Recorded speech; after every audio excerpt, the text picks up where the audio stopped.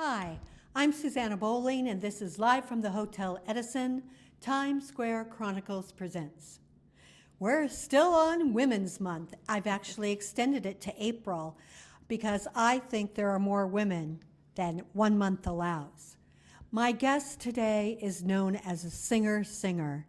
When I'm talking to musical directors and to people that know theater, they always want this one singer.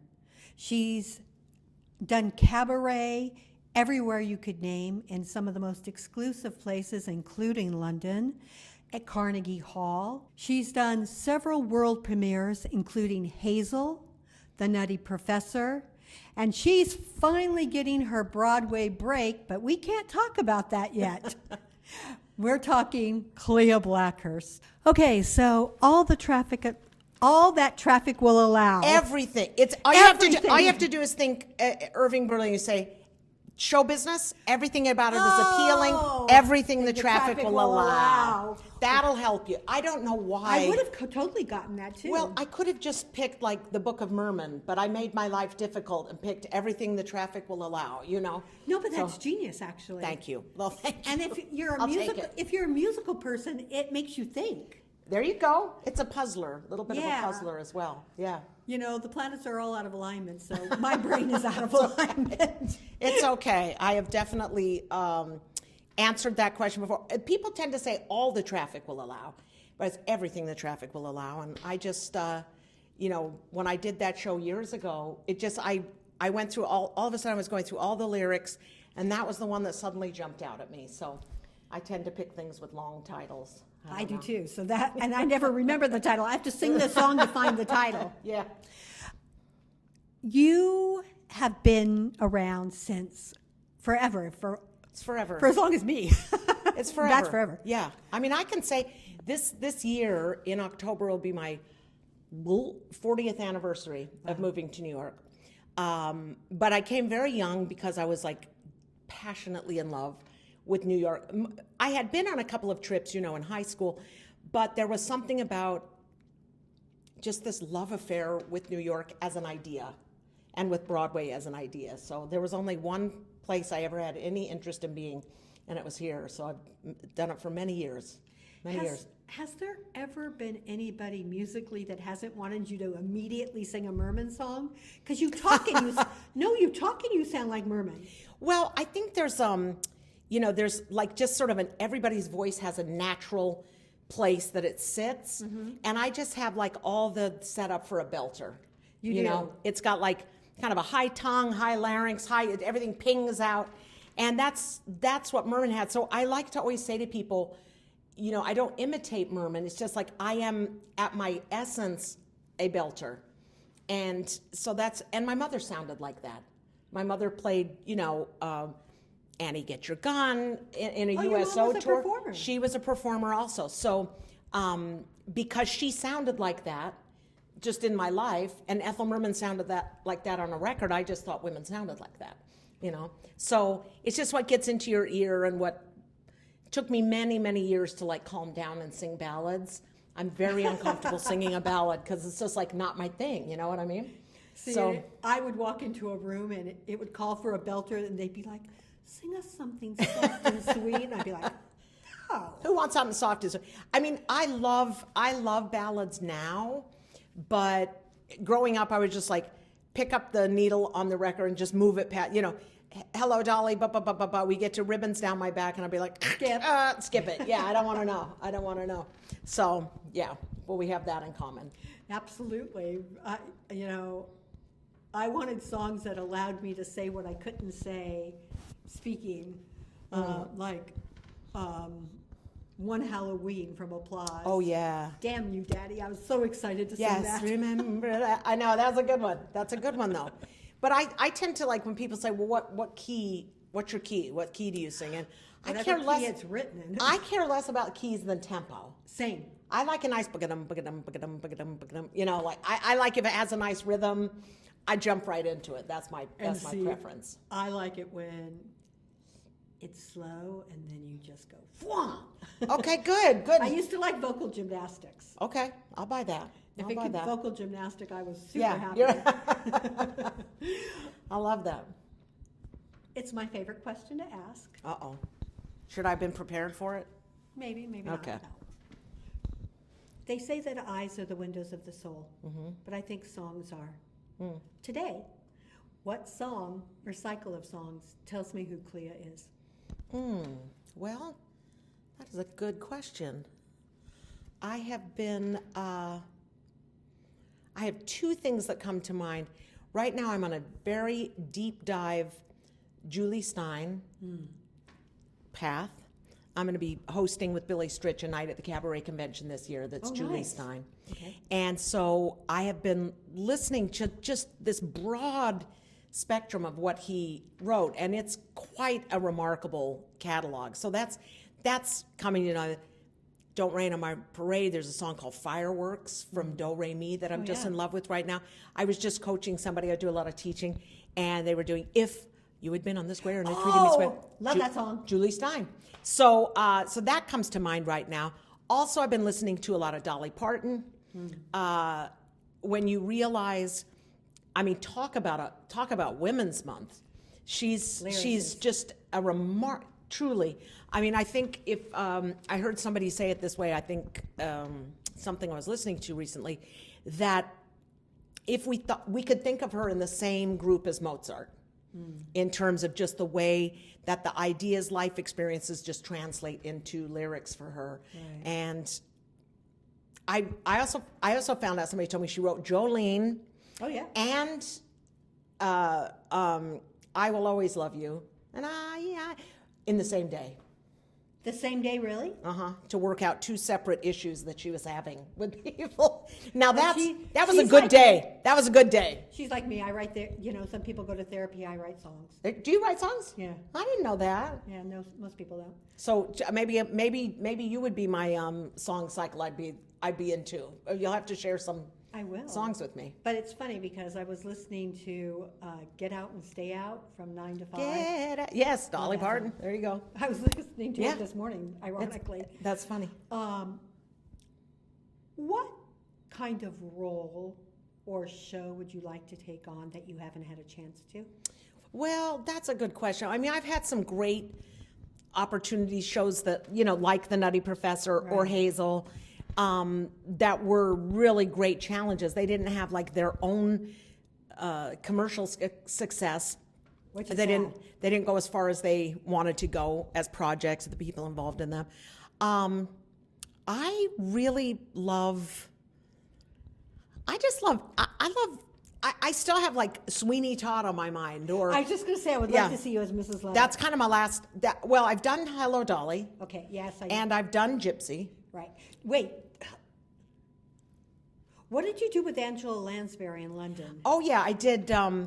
I did at the London Palladium with the BBC Concert Orchestra. We did. It was an evening of Jerry Herman music, and I had just met Jerry Herman at that point, and he invited me to come do it. And Angela did not want to sing. She was done with singing. She didn't want that, so she had agreed to host this evening. So I had to go out and sing "If He Walked Into My Life." Thank you very Okay. much. With Angela Lansbury just sitting in the wings, wishing me her best. So it was a And you're tall like, order, "Please but God, it let was. be okay." I will tell you one thing about that experience that really amazed me is she opened. I was going to come out and sing "It's Today," right? But she came out. They introduced her. So in other words, I was standing off stage, just Right. right at the stage, right Waiting at the to come wing. in. Yeah, waiting to come in a minute. And they introduced Angela Lansbury first to come out and say her opening remarks. And honestly, I could feel it just by the proximity of where I was, the waves. When they talk about waves of love coming over the footlights, I could feel it coming for her. And I don't think I think she was a little overwhelmed. Like, I don't think she realized how international the love was. Really? Yeah, in terms of, I don't know if she'd been away for a little bit, or, that Murder, She Wrote had made her this global sensation. Like, all of it was coming together, and that audience was so thrilled to see her. I said to everybody, I hope you understand, Angela didn't want to sing It's Today and If He Walked Into My Life. It wasn't there. Like, you know what, let's get Klea Blackhurst to sing it when she was there. She just didn't want to do it. But it was a lovely experience. Yeah. And you did a Julie Stein at Carnegie Hall, correct? I did the Michael. Yeah, you're very good on your research. I read. Yeah, I did the one of Michael Feinstein's standard times at Zankel Hall, and then this year I was able to do that concert of Follies that sold out in literally like 3 hours. I was in that. The one I missed. Everybody missed it. I mean, unless you happened to have been sitting on your computer, you couldn't get tickets. It was unbelievable. What did you sing? I sang, Jim Caruso and I sang the Whitman song that listen Pity to Pat? the rain on the roof, go pity pat. Yeah. So, but I mean, it was the most unbelievable cast because they didn't do it as It was by one song, person. It wasn't was it? by song. That's exactly right. So you had, you had Christine Ebersole singing in Buddy's Eyes, and you had, I don't know, Carolee Carmela. I mean, you had other people singing Sally Right. songs, so it was great. That was a really special night too. Wow. From Jennifer Holliday to Hal Linden. I got so excited about Hal Linden. My mother, being a performer, she actually did Bells Are Ringing. Could he still sing? He was playing the, he didn't sing. He was the Weissman Oh, okay. at the beginning. So, yeah. The reason I asked the question is I got to see a hero of mine in musical theater sing when he should no longer be singing. Yeah. And it breaks my heart because where he was my male idol. Yeah. No. Shouldn't have happened. No, he was great that night. I mean, I don't know how old he is actually, but he was. Because I saw him do the Rothschilds. Yeah. I mean, Tony Award. No. Did Keen Curtis won for the Rothschilds? Did he win? I don't know. No, it's Hal Linden. Yeah, I mean, Keen Curtis did too. They might have won for Best Actor and Supporting Actor. Maybe. Because Keen Curtis went to the University of Utah, and there was a portrait of him and all the characters he played in the lobby. So that's the only reason really? That's the only reason I'm positive there's a Tony involved. I saw it in L.A. Oh, okay. So- All right. Yeah, he's a big deal in music. Oh, my mom did Bells Are Ringing with Hal Linden Wow. and Betty Garrett. They were the stars. Oh, Just fabulous. pretty good for old Salt Lake City, Yeah. We got some good culture out there. I once went to Salt Lake City and I was in a group called Young Americans. Yeah. And they lost our shoes. And so I was in sandals because coming from California. Right. And it snowed, but I was determined that I was going to go to the Mormon Tabernacle. Oh, yeah. But they don't let you in if you're not Mormon. Well, they let you into the tabernacle. They wouldn't let you into the temple. They wouldn't let me into the part I wanted. I was like all upset, and my feet were freezing. That's hysterical. Well, hopefully they let you into the visitor center to get warm. They did. Yeah. But I'll never forget it. 'cause I don't my blame feet you. froze. You're like, get me out of here. What composer right now moves you the most? Right now, honestly, it's Jerry Herman. Really? Yeah, I just did this Jerry Herman show. I'm doing this box set at Chelsea Table and Stage yes, this talk year. about this. Well, yeah, I'm putting it up. I had cards printed fine because it runs the whole year, so I like to give it to people to keep it straight. But in February, I did my Jerry Herman show that I call One of the Girls, Right. and I had to sort of preface it this time because. I just said right at the beginning, Jerry Herman had this tremendous hit with La Cage aux Folles, Right. and he had a tremendous hit song with The Best of Times Right. is Now. And I said, I don't believe that right now. I think times are very hard. Right. But that I was going to, for the next hour, to do the best I can to make it true. And that I hope the audience would join me in making this the best of times. Or you could take that a whole different way, like What? an alcoholic singing it, and remembering what the best of times were. Yeah, but no, Yes, he does but have as a moment in time, I was just feeling like I didn't even feel like it was appropriate to try to entertain. Right. Well, no, not true, because when we are in the darkest places, that's yes, but I wanted everybody to know that I knew. Well, I guess here's my point. Jerry was actually a writer 4 times like these. Right. We think of him as very buoyant, which he is, and very optimistic, which he is. But if you really look at his work, especially those musicals in the 70s when he was like out of fashion, he was like the boy wonder of the 60s. Mac and Mabel. That's my favorite. Grand Tour, Dear World. These ones that were not commercial successes for him, they have this. That was a very hard time for him to have been the boy wonder of the 1960s with Hello Dolly and Mame, and then suddenly it's like you're out of fashion. And then of course he was one of the first, with the HIV, with the AIDS virus, and putting his face as a celebrity on that issue and trying really helping with research and trying. So he was built for hard times. And his songs, I find him like so remarkable that he's sort of the heir apparent to Irving Berlin. And they're 2 writers who say so much with so few words. Which I love. Which I love. They can carry more, the song can carry more weight because there's less of a structure. I think I look at it right now as a show tune. If you define a show tune as a song that is perfect in the show, but it's also perfect outside of the show. That's a good song. That's why Jerry Herman is like a master of the show tune, because you can take it out and it's its own little world. And there are many, many wonderful writers, the best, probably some, arguably better than Jerry, more revered than Jerry or something, but they say a lot with a lot. Sondheim. I mean, you said it. I didn't say it. I love Sondheim. Of course, no, and that it's not a competition. It's just that They're different. They're different, and that Jerry has. I met with him. I knew him. Okay. I met with him just a few months before he died. He gave me an unpublished song that he thought would be good for me, and that was in that show. That I do. That must have been thrilling. It was thrilling. It really was thrilling. I'll tell you, sometimes I don't feel like I really fit, and I was born too late for the Broadway that I wanted to be part of. But actually knowing Jerry Herman and having Jerry like how I interpreted his songs, that's actually my genuine connection to the Broadway that I love. Oh, okay. So no matter what happens to me, no matter what, I know Jerry Herman liked what I did with his music. So what song did you sing for Mac and Mabel? Did you sing anything from that? Well, I did Time Heals Everything, Okay. and in another concert that I do for the ASCAP Foundation, I do Look What Happened to Mabel. I do I Don't Want to Know. Oh, wait, did you just ask me a show? No, but I Don't Want to Know is Oh, from Mac and Mabel. No. Mac and Mabel, I just do Look What Happened to Mabel. Dear World, which was my next question. So. Dear World. The one I that score. really love from Dear World is, if your world falls flat on its face today, you can erase today. Tomorrow morning.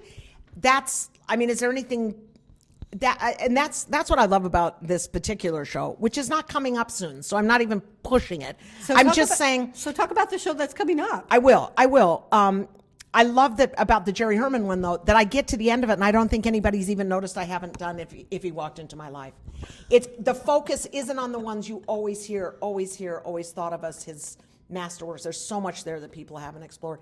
Coming up next, these are all shows I've done over the last 20 plus years. Right. And I just thought it would be fun to have them revisit on the horizon, something to look forward to, but it wasn't the same show over and over. So the next one I have up is on April 13th, which is Autumn in New York, which I know it's spring in New York, but Autumn in New York is a famous song by Vernon Duke. Right. And after doing, my first show was about Ethel Merman, an artist who never had a flop. She came out saying I Got Rhythm and was never not famous again in her Right. entire life at 20. Following it up with Vernon Duke, who wanted to write for Broadway. He was a classical composer named Vladimir Dukelski. But he wanted, Really? he became friends with George Gershwin, who said, you need to change your name, Vernon Duke. That's a good name for a songwriter. All he wanted to do was write Broadway music, and all he wrote were shows that were flops. Well, So I had, Ethel Merman was like, she can't lose. Vernon Duke was like, he can't win. But you still have songs like April in Paris, Autumn in New York, Taking a Chance on Love. So wait, you Can't should Get go Started. through the seasons. I could have called it April in Paris, but I don't know. I don't know why I went. But that one's really But old wait, too. don't they do Christmas in July? So So you're doing autumn and spring. I'm doing autumn and spring. That's what I'm going to do. Yeah, I'm going to retitle it. I'll have the cards redone. No, we're doing autumn and spring. Autumn in New York. Vernon Duke's Broadway. That's the important part. I wish I had named it in the first place, Taking a Chance on Love, because that's just as famous. But, there's an album out and everything, so I just left its title what it was. How many albums have you done? I of my own albums, I've done 3. And how many albums are you on? I have no idea. Many at this point. Just because, like they used to like the Lost in Boston series that Bruce Kimmel used to produce, and just fun things like that. Merman's Apprentice was another show that I was involved in. They did a recording of it. John Yap produced that, and it's delightful. So I've been invited in. I mean, we just did a recording of The Nutty Professor, actually. Oh, did you? Yeah, they had this big orchestra, and I think they're preparing for Marvin Hamlish's. Is it Ghostlight? No, it's not. I don't know who it's on, honestly. But I think they're preparing it for Marvin Hamlish's. I think the 80th anniversary of his birth is coming up. Oh, good. So I think that's what's happening. Oh, good. So maybe. So my voice shows up a lot we'll of see you places. on Broadway twice. I hope so. Let's do it. I wish something had happened with Nutty Professor. I really do. The world would love what Marvin Hamlish wrote. And Rupert Holmes wrote the lyrics in the book. Oh, I love Rupert Holmes. Oh, he's the best. He's just the best. He's the guy that wrote the Pina Colada song also wrote Edwin Drood. Can't go wrong with him. Yeah. Have you had him here? Talk to him? No, not yet, but I would love to. You should. They're just doing Pirates. Yeah. The Penzance musical. I he's probably willing love to Rupert Holmes. Yeah, he'd come talk to you. Oh, I would love it. Seriously love it. Yeah, he's a sweetheart. What would you like to accomplish that you haven't had a chance to accomplish yet? Well, besides be on Broadway, but you're coming. I'm gonna get a Broadway show. I can feel it. I don't know. I don't even have. I live so. Right now, I'm working very hard on my next chapter, which I think is going to have a lot of teaching in it. I started teaching over the. I'm working on a master's teaching certificate in Estel voice work. And what's Estel? Estel was a woman named Jo Estel. Okay. And there's an Estel International Voicing, and that's who I'm working to certify with. But I'm coming full circle with that certification because in the late 80s, I worked with Jo Estel herself. She was like this irascible little scientist. And I was so captivated by her work, which is very based in science and anatomy, acoustics, physiology. And I was going to be the teacher of her work in New York. Oh, wow. I was just about to go to Carnegie Mellon to get a master's degree in acoustics and physiology.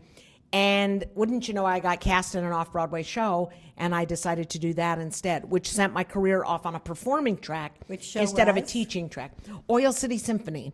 Oh, I remember. Do you remember that? Show? Deborah Monk created the role, and then she left to go become Deborah Monk. And I replaced her and played that show for about a year off Broadway. Nice. So that got me off the beaten track of like the teaching, which I was loving. So now I'm coming here all these years later, coming back to it, and I've started teaching some master classes and so on because I just love it. No, I think it's such great. a joy. I think it's great that you do that because young singers need people that are seasoned professionals that know what it is that you need. I mean, you can take voice all you want, but if the teacher doesn't understand where you're trying to go and what you're trying to do with it, and basically kick your butt and get you to sing songs that are for you, because not every song is for every person. Well, here's kind of a thing. I've started teaching a master class 2 days a week, and it has a maximum of 8 singers per session and unlimited auditors. Anybody can come watch, which I encourage because I think there's a lot more people who want to sing than people who sing. And so I think if you say, well, I'm doing this master class, or I'm not a singer. But if you know this, you can just come watch. I think the person who watches ends up singing in a very short amount of time because they really want to. But anyway, I like teaching in a group setting because you have this camaraderie. I think you learn so much by watching other people. Absolutely. And if I coach somebody on one thing, and when it's your turn to stand up there, you're like, I kind of believed what she said about that person. I'm going to start to trust her about what she's saying about me. And I teach from a very, I separate the body from the mind, or separate like the anatomy and acoustics from the artistry. So I believe you can take a song apart mechanically. Absolutely. And put it back together artistically, and you're stronger, like you're smarter. You know that when you hit that note at the end of a show on that night, it wasn't just chance and happenstance. You know you can do it tomorrow and the next day and the next day. It's like building a good technique. Which is something you need to do if you're going to do Broadway. Yeah, you got to have a technique. That's what technique is, not just may the force be with you. It's like, oh, I've got the force. You don't just pray like, I hope I can do it again. So No, that's so true. Okay, so we're on Women's Month. yeah. What advice would you give to singers that are just starting out? What have you learned that you think that you should impart? I'll tell you, if I could go back and shake 19-year-old me, by the shoulders, honestly, I think it would be something that we really can't believe when we're 19 or 20 or 21. And that is, do not take this personally. Oh, absolutely.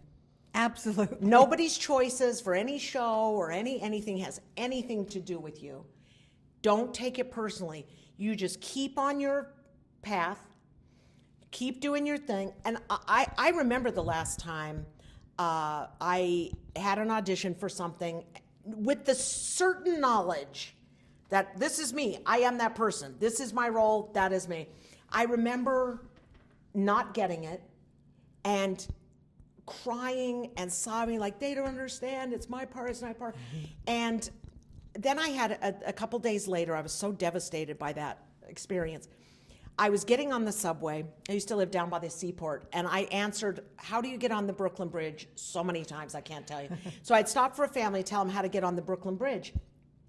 And when I got down to the train, the A train was just pulling out. And I was that same kind of rage. I was like, that's my train. If I hadn't talked to that family about how to get on the Brooklyn. And all of a sudden I had this feeling of peace come over me. And I realized that's not my train. And the only reason I knew it wasn't my train is because I wasn't on it. Absolutely. And so I just let it go, and I thought that is true for every audition you have, every interview you have, every person you think doesn't like you that you wish they liked you. It's not personal. I don't know why things, except in the divine alignment of the planets. Because we're in skin and it has nerves. Yeah, it's gonna hurt. It's real. And when you say life, the stage, the world is a stage. Oh, right. That, I think that's true. We are merely players, but I don't think it's Chekhov or Ibsen or Shakespeare. I think it's improv. I think just say yes. Just say yes, unless there's a reason to say no. Yes, I'll come on your podcast. Yes, I'll sing on your record. Yes, I'll do whatever anybody wants. As long as I'm available and there's no reason to say no, say yes. You have no idea what seed you're planting and when they're going to get watered and when they're going to come up, I hate to say this, but I'm more like Morales. You believe nothing? You felt nothing? I felt nothing. Improv was not my thing. I don't know that it's not my thing either, but as a philosophy of life. No, as a philosophy, it's brilliant. Just say yes. Don't prepare, just show up. Well, that's kind of how these podcasts work. There you go. And then they turn out into things that I'm really proud of. Well, when I say don't prepare, just show up, that's a big thing in improv.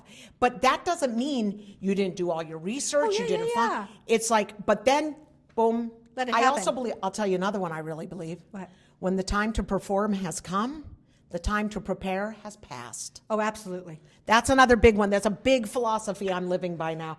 You just got to get out alive in real time. Oh, absolutely. Oh, how many times have I done that? No, seriously, with the paper, that's how it happened. Yeah. It's crazy. I mean, what you do is amazing. That you've bitten that off, you've accomplished it. And if you had ever told me. Here we are, like under Hotel Edison. Hotel Edison. I stayed in the Hotel Edison Both times I came on trips. I used to eat a bowl of soup in the cafe. I was a flyer person at TKTS for 9 years. I heard. If anybody ever I passed out a forgot. flyer to you, I was handing it to you. And when we were freezing in the freezing days of winter, we would sneak in here and sit at the counter and have our bowls of soup. Yeah, to Kathy warm up. Russell told me that you Oh did yeah, that. I mean, for years and years and years, it was. Yeah, I It was used to tough. come here with Jana Robbins because she was doing Sure. Tale of the Allergist Wife, and we became friends because I was singing at Sam's. And we would come here for borscht. You couldn't get it anywhere else. Oh, it was great. I'm thinking the matzo ball soup. I'm thinking the mushroom soup. I'm thinking the potatoes. Oh, Don't wait, get me started. I The miss beef it. stew one. Beef stew, also excellent. Oh my God, I miss that place. I miss it too. I seriously miss it. Is there anything that I haven't asked you that you would love to say? Not really. I really appreciate you inviting me. Oh my God, I'm so it's glad great you said fun. yes. Just say You don't yes. even know. No, it's my pleasure. Absolutely my pleasure. I am so grateful that Klea Blackhurst decided to grace us with her presence because I have long been a fan. I am so thankful for Magda Katz for making us look and sound good. Believe me, it's not simple. Romel Gopez and the Hotel Edison for giving us a home and a place to speak and have our podcast. I'm Susanna Bowling, and this has been Live from the Hotel Edison, Times Square Chronicles presents.